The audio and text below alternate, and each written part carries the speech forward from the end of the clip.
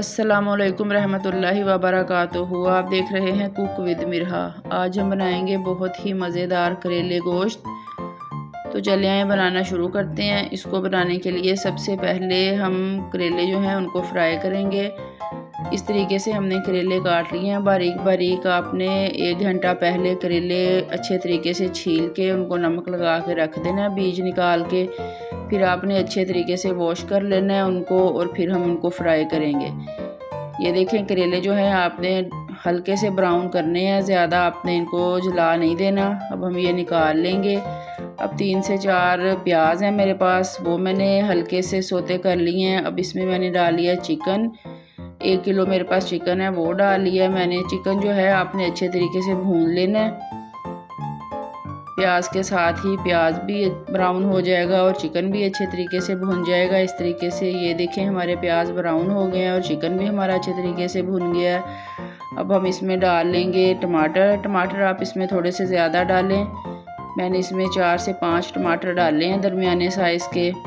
अब हम ये टमाटर का जो मॉइस्चर है इसमें ही गोश्त जो है उसे सॉफ्ट करेंगे। ये मैंने 1 चम्मच इसमें डाल दिया लहसुन अदरक का पेस्ट। लहसुन अदरक आप इसमें कम ही डालें, 1 चम्मच काफ़ी होगा। ये देखें इस जो प्याज का वो है पानी उसमें ही ये सॉफ्ट होगा चिकन हमारा। अब मैंने इसमें डाल दिया लाल मिर्च पिसी हुई 2 चम्मच। अगर आपके बच्चे भी करेले नहीं खाते तो आप इस तरीके से बनाएं। इसमें नमक हम थोड़ा सा कम डालेंगे क्योंकि हमने पहले करेले जो हैं उनको नमक लगाया हुआ है। तो इसमें मैंने 1 चम्मच नमक का डाल लिया है। 1 चम्मच मैं इसमें हल्दी पाउडर डालूंगी। बिल्कुल घर में मौजूद बेसिक मसालों से बनाएंगे हम ये। आधा चम्मच मैंने इसमें काली मिर्च का पाउडर डाल दिया है। इन सब चीज़ों को हम मिक्स करते हुए अच्छे तरीके से भून लेंगे दोबारा।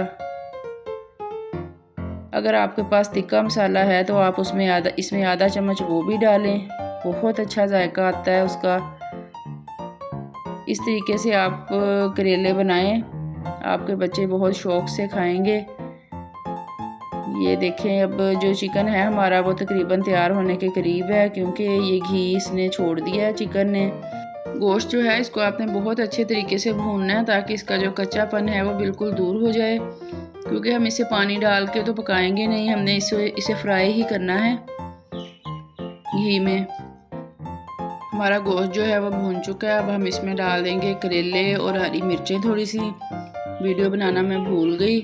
तो ये देखिए मैंने जो फ्राई किए हुए करेले थे और ये हरी मिर्चें इसमें डाल दी हैं। अब हम मज़ीद 5 मिनट के लिए इसे भून लेंगे अच्छे तरीके से ताकि जो हमारा मसाला है वो करेलों में भी अच्छे तरीके से जज़्ब हो जाए।